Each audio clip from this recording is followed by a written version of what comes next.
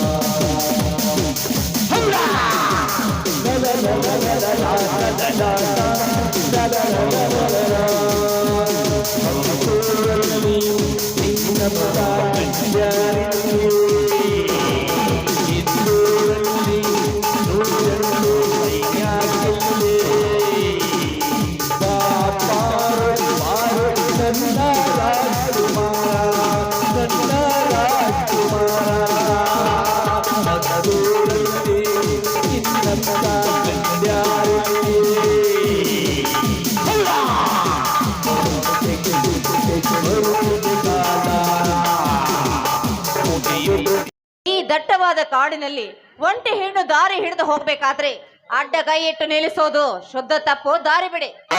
ನನಗೆ ಸರಿಯಾಗಿ ಗೊತ್ತು, ಆದರೆ ನಾನ್ಯಾರು ಎನ್ನುವುದು ನಿನಗೆ ಗೊತ್ತಿರಬೇಕಲ್ಲ ಸುಂದ್ರಿ. ಗೊತ್ತು ನೀನೊಬ್ಬ ಹೆಡೆ ಮುಚ್ಚಿದ ಘಟ ಸರ್ಪ ಅಂತ ಚೆನ್ನಾಗಿ ಗೊತ್ತು. ನೋಡು, ಇಡೀ ಸರ್ಕಾರವನ್ನೇ ನಡಗಿಸಿ ಅದರಿಂದ ಲಂಚವನ್ನ ತಿಂದು ಹಣವನ್ನೆಲ್ಲ ನುಂಗಿ ಹಾಕೋ ಕಟುಕ ನೀನು ಅಂತ ಚೆನ್ನಾಗಿ ಗೊತ್ತು. ನೀಲಾ, ನಾನು ಎಳೆ ಎತ್ತಿದ ಸರ್ಪ ಅಂದ ಮೇಲೆ ಸರ್ಪವನ್ನು ಕೆಣಕಿದ ಮೇಲೆ ಕಚ್ಚದೆ ಬಿಡುವುದೇ. ನೋಡು, ಸುಮ್ಮನೆ ನಾ ಕೇಳುವ ಮಾತಿಗೆ ಒಪ್ಪಿಕೊಂಡರೆ ಸಾಕು. ಒಳ್ಳೆ ಮಾತಿದ್ರೆ ಒಪ್ಪಿಕೊಳ್ಳಬಹುದು, ಹಾಗಂತ ಕೆಟ್ಟ ಮಾತಿಗೆ ಒಪ್ಪಿಕೊಂಡು ಕೈಯಲ್ಲಿ ಹಗ್ಗ ಕೊಟ್ಟು ಕೈಗೆ ಹಗ್ಗ ಕಟ್ಟಿಸಿಕೊಳ್ಳೋ ಹೇಳಿ ಹೆಣ್ಣು ನಾನಲ್ಲ. ಮೊದಲು ಹೇಳು, ಅದನ್ನ ನಾನು ತಿಳಿದುಕೊಳ್ಳಬೇಕು. ಓಕೆ ನೀಲಾ, ಸುಮ್ಮನೆ ರೈತನ ಮನೆಯಲ್ಲಿ ನೊಂದು ಬೆಂದು ಕಣ್ಣೀರಿನಲ್ಲಿ ಕೈ ತೊಳೆಯೋದಕ್ಕಿಂತ ಈ ಕೆ ರೆಡ್ಡಿಯ ಸಂಘ ಬೆಳೆಸಿದರೆ ನೀನು ಚಿನ್ನದ ತಾಟಿನಲ್ಲಿ ಮೃಷ್ಟಾನದ ಊಟ ಮಾಡ್ತೀಯ. ಮೊಚ್ಚ ಬಾಯ್ ಸಾಹುಕಾರ, ಹಣ ಇದೆಯಂತ ನಿನ್ನಂಥವನ ಮಾತಿಗೆ ಮೋಸ ಹೋಗಿ ಬಂದು ಸರಗಾಸ್ತೀನಿ ಅಂದುಕೊಂಡು ಏನು? ಹೇಳಿ ಸದಾ ಗಂಡನ ಸೇವೆ ಮಾಡ್ತಾ ಗಂಡನೇ ನಿನ್ನ ಪಾಲಿನ ದೇವರು ಅಂತ ತಿಳಿದು ಅವರ ಪಾದ ಸೇವೆ ಮಾಡೋ ಪತಿವ್ರತೆ ಹೆಣ್ಣು. ನೀಲಾ, ಇಂದಿನ ಸಮಾಜದಲ್ಲಿ ಗಂಡನಿಗೆ ಮೀಸಲಿಟ್ಟ ಎಳೆಯ ತಾಟಿನಲ್ಲಿ ಬೇರೊಬ್ಬ ಗಂಡಸಿಗೆ ಕದ್ದು ಮುಚ್ಚಿ ಉಣಿಸಿ ಬರುವ ನಿನ್ನಂತ ಬಂಡ ಹೆಣ್ಣುಗಳಷ್ಟಿಲ್ಲ ಈ ನಿನ್ನ ಹಾಳ ಸಮಾಜದಲ್ಲಿ. ಮೈ ತುಂಬಾ ಬಂಗಾರದ ದಾಗೀನವಿದ್ದರು, ಕೈ ತುಂಬಾ ಹಣವಿದ್ದರು, ಮತ್ತೆ ಹಣದ ಆಸೆಗೆ ಬೇರೆ ಗಂಡನೊಂದಿಗೆ ಸರಸ ಚಕ್ಕಂದಾಡಿ ಬರುವ ನಿನ್ನಂತ ಬಂಡ ಹೆಣ್ಣುಗಳಷ್ಟಿಲ್ಲ ಇದೇ ನಿನ್ನ ಹಾಳ ಸಮಾಜದಲ್ಲಿ. ನೋಡು, ಕೈಯಲ್ಲಿ ಒಂದು ಮೊಬೈಲ್ ಹಿಡಿದುಕೊಂಡು ಪಕ್ಕ ಊರ ಮನೆ ಸೂಳರಂತೆ ಮೆರೆಯುತ್ತಿದ್ದಾರೆ. ತಿಳಿಯಿತೆ? ಲೇ ಕೇಕೆ, ತಾಳಿ ಕಟ್ಟಿದ ಗಂಡನಿಗೆ ಮೋಸ ಮಾಡಿ ಮತ್ತೊಬ್ಬ ಮಿಂಡನ ಹಣದ ಆಸೆಗಾಗಿ ಸೆರಗಾಸೋಳು ಪತಿವ್ರತೆ ಅಲ್ಲ, ನೀನಿರೋ ಸೂಳೆ ಕಣೋ ಸೂಳೆ. ಏಯ್, ಆ ದಾರಿಯಲ್ಲಿ ನಡೆಯುವ ಹೆಣ್ಣು ನಾನಲ್ಲ, ಸದಾ ಗಂಡನೇ ದೇವ್ರು ಅಂತ ತಿಳಿದು ನಡೆಯೋ ಕರತಿ ಹೆಣ್ಣು ನಾನು. ಮರ್ಯಾದೆಗೆ ಹೇಳ್ತಾ ಇದ್ದೀನಿ, ದಾರಿ ಬಿಡು. ನೀಲ, ಅಪರೂಪಕ್ಕೆ ಸಿಕ್ಕ ಜಿಂಕೆ ಮರೆಯನ್ನು ಬೇಟೆಯಾಡಿ ಅದರ ರುಚಿಯನ್ನು ಬಾಯಿ ಚಪ್ಪರಿಸದೆ ಬಿಟ್ಟರೆ ಅದು ಬೇಟೆಗಾರನಿಗೆ ಅವಮಾನ. ಅರೇ ಚಂದ್ರ ಚಕೋರಿಯೇ, ಒಂದೇ ಒಂದು ಸಲ ಈ ಇಂದ್ರನ ಇಂದ್ರಕ್ಕೆ ತಂಪೆರೆಸುವ. ಥು, ಕಾಮದ ಪಿಶಾಚಿ, ನಾನು ಎಷ್ಟು ಬೇಡಿಕೊಂಡ್ರು ಕಾಡಿನಲ್ಲಿ ಒಂಟಿ ಹೆಣ್ಣು ಸಿಕ್ಕಳು ಅಂತ ಮೈ ಮೇಲೆ ಏರಿ ಬರ್ತಾ ಇದೆಯಲ್ಲೋ. ಇನ್ನೊಂದು ಹೆಜ್ಜೆ ಮುಂದಿಟ್ಟು ನನ್ನ ಮುಟ್ಟುವ ಸಾಹಸ ನೀನು ಮಾಡಿದ್ಯಾದ್ರೆ ನಿನ್ನ ರೊಂಡವನ್ನ ಚಂಡಾಡೋ ಶಾಂಭವಿ ನಾನಾಗಬೇಕಾಗುತ್ತೆ. ಭ್ರಮೆ ಶಾಂಭವಿ, ಕೊಬ್ಬಿದ ಜವಾರಿ ಕೋಳಿ ಅಂತ ಹೇಳಿ ನೀನು ಶಾಂಭವಿ ಅವತಾರ ತಾಳಲು ಇದು ದೇವತಾಯುಗವಲ್ಲ, ನಮ್ಮಂತ ಕಾಮುಕರ ಕೆಟ್ಟ ಕರಾಳ ಯುಗ. ನೀಲ, ಸೊಮ್ಮನೆ ಒಳ್ಳೆಯ ಮಾತಿನಿಂದ ಸಮಯವನ್ನು ವ್ಯರ್ಥ ಮಾಡದೆ ಪ್ರೀತಿಯಿಂದ ಹಕ್ಕಿಯಂತೆ ರೆಕ್ಕೆ ಬಿಚ್ಚಿ ಹಾರಿ ಸದ್ದಿಲ್ಲದೆ ಈ ಗರುಡನ ಗೂಡಿಗೆ ಬಂದರೆ ಇಬ್ಬರಿಗೂ ಕಾಮದೆಯ ಮೇಲೆ ಏರಿದ ಮಡ್ಡನ್ನು ಇಳಿಸಿಕೊಳ್ಳೋಣ. ಬಾ. ಬೇಡ ಬೇಡ, ನಿಂಗ್ ದಮ್ಮಯ್ಯ ಅಂತೀನಿ, ದಯವಿಟ್ಟು ನನ್ನನ್ನೇನು ಮಾಡಬೇಡ. ನಿನ್ನ ಕೈ ಮುಗಿದು ಬೇಡ್ಕೊಳ್ತೀನಿ, ನಿನ್ನ ಅಣ್ಣ ಅಂತ ಬಾಯಿ ತುಂಬಾ ಕರಿತಾ ಇದ್ದೀನಿ, ದಯವಿಟ್ಟು ನನ್ನ ಬಿಟ್ಬಿಡು. ಅಣ್ಣ ಬಾಯಿ ಮುಂಚಲೇ ಹೊಲಸು ಹೆಣ್ಣೆ. ನಮ್ಮಂತ ಕಾಮುಕರ ಮುಂದೆ ಅಣ್ಣ ತಂಗಿ ಎಂಬ ಸೆಂಟಿಮೆಂಟ್ ಹೇಳಿದರೆ ನಿಮ್ಮಂತ ಸುಂದರಿಯರ ನುಣುಪಾದ ದೇಹ ಎಂಬ ಗೋಡೆಗೆ ಬಿಳಿ ಸುಣ್ಣ ಬಡಿಯುವವರು ಯಾರು? ಲೇ ಮುಟ್ಟದಿರೋ ಪಾಪಾತ್ಮ, ಛೀ, ಇಷ್ಟೆಲ್ಲ ಬೇಡಿಕೊಂಡ್ರು ಸ್ವಲ್ಪನು ಕರುಣೆ ಬಾರದೆ ನಿನ್ನ ಕಟ್ಟದ ಹೃದಯಕ್ಕೆ. ನೀನ ಕೈ ಮುಟ್ಟಿ ಮೈ ಮುಟ್ಟಲು ಬಂದಿದ್ಯಾದ್ರೆ ನಿನ್ನ ಸುಮ್ನೆ ಬಿಡಲ್ಲ ಕಣೋ. ಈ ಪವಿತ್ರವಾದ ನೆಲದಲ್ಲಿ ನಿನ್ನ ರಕ್ತ ಕುಡಿದು ಬಿಡಲ್ಲ. ದಾರಿ ಅಪರೂಪ ದಾರಿ. ನೀಲ, ಮುನ್ನಡೆದು ಹೋಗಲು ನಾನೇನು 3 ತಿಂಗಳಿಗೆ ಹುಟ್ಟಿದವನಲ್ಲ. ಈ ನಿನ್ನ ದುಂಡವಾದ ಮೈ ಮಾಟ ನೋಡಿ ನನ್ನ ಕಾಮದಾಹ ಕಾರಂಜಂತೆ ಪುಟಿ ಪುಡಿದೇಳುತ್ತಿದೆ. ಬಣ್ಣದ ಪಾದರ ಗಿಡ್ಡಿಯೇ, ದೇವರೇ, ಭಗವಂತ ಪರಮಾತ್ಮ, ಈ ರಾಕ್ಷಸನ ಕೈಯಿಂದ ಯಾವುದಾದ್ರೂ ಒಂದು ಅವತಾರ ತಾಳಿ ನನ್ನನ್ನು ರಕ್ಷಿಸು ತಂದೆ, ನನ್ನನ್ನು ರಕ್ಷಿಸು. ಶಾಂಭವಿ ಲೇ ಕೋಪಿದ ಜವಾರಿ ಕೋಳಿ ಅಂತ ಹೇಳಿ ನೀನು ಈ ಶಾಂಭವಿ ಅವತಾರ ತಾಳಲು ಇದು ದೇವತಾಯುಗವಲ್ಲ, ಇದು ಕಾಮುಕರ ಕರಾಳ ಯುಗ. ನಿಮ್ಮಂತ ಹೆಣ್ಣುಗಳು ಸಿಕ್ಕಲ್ಲಿ ಸಿಕ್ಕರೆ ಮುಚ್ಚು ಮರ ಇಲ್ಲದೆ ಹೊತ್ತುಕೊಂಡು ಹೋಗಿ ಉಂಡು ಬಿಸಾಕುವ ಪಾಪಾತ್ಮರ ಕಲಿ ಕಾಲ. ಅಯ್ಯೋ ಅಯ್ಯೋ, ಶಿವ ಶಿವ, ಬಾರಪ್ಪ, ಯಾವುದಾದ್ರೂ ಒಂದು ಅವತಾರ ತಾಳಿ ಈ ಹೆಣ್ಣಿನ ಮಾನ ರಕ್ಷಣೆ ಮಾಡುವ ತಂದೆ. ಬೇಡ,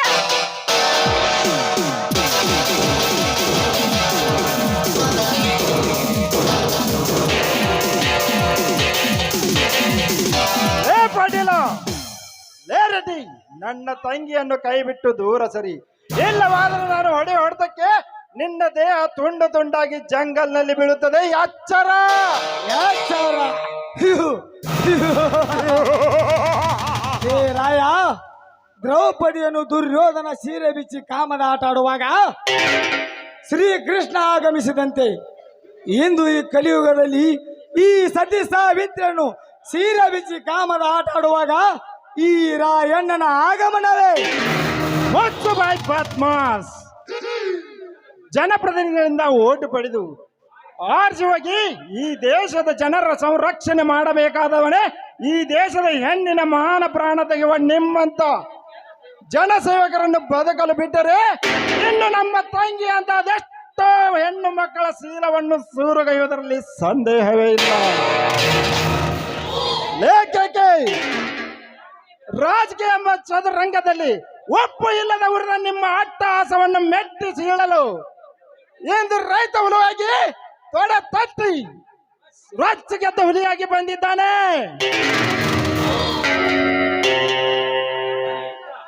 ರೈತ ಹಿಡಿದ ಗಂಡುಗಳಲ್ಲಿ ನಿನ್ನಂತ ಸಾವಿರಾರು ರೈತರು ನನ್ನೊಂದಿಗೆ ರೊಚ್ಚಿಗೆದ್ದು ಏರಿ ಬಂದರು.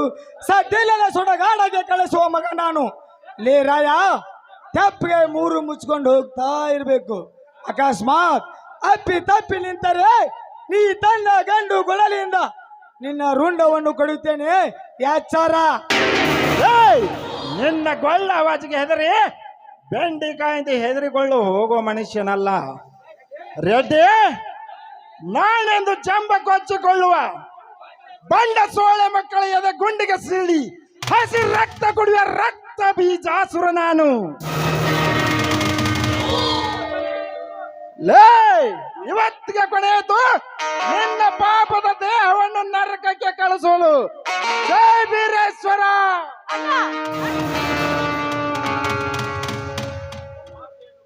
ಅಣ್ಣ, ಈ ಪಾಪಿಯನ್ನು ಕೊಲ್ಲುವುದು ಬೇಡಣ್ಣ, ಬೇಡ. ಮನೇಲಿ ಕಟ್ಟಿರೋ ನಾಯಿ ಹಾಗೆ ನೀನು ಬಿಟ್ರೆ ಅದೇ ನನ್ನ ಪ್ರಾಣ ಭಿಕ್ಷೆ ಅಂತ ಬದುಕೊಳ್ಳಲಿ ನಾಯಿ. ತಂಗಿ, ಇಂಥ ನೀಚನ್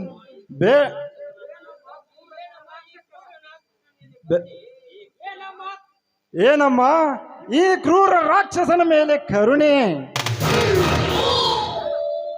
ಅಣ್ಣ, ಇವನೊಬ್ಬ ಹೇಸರ ಗತ್ತೆ ಅಣ್ಣ. ಇವನನ್ನ ಮುಟ್ಟಿದ್ರೆ ನಿನ್ನ ಕೈಯ ಮೈಲಿಗೆ ಆಗುತ್ತೆ. ಹೇಸಿಗೆ ಮೇಲೆ ಕಲ್ಲು ಹೋಗಿದ್ರೆ ನಮ್ಮ ಮುಖಕ್ಕೆ ಸಿಡಿಯುತ್ತೆ ಅಣ್ಣ.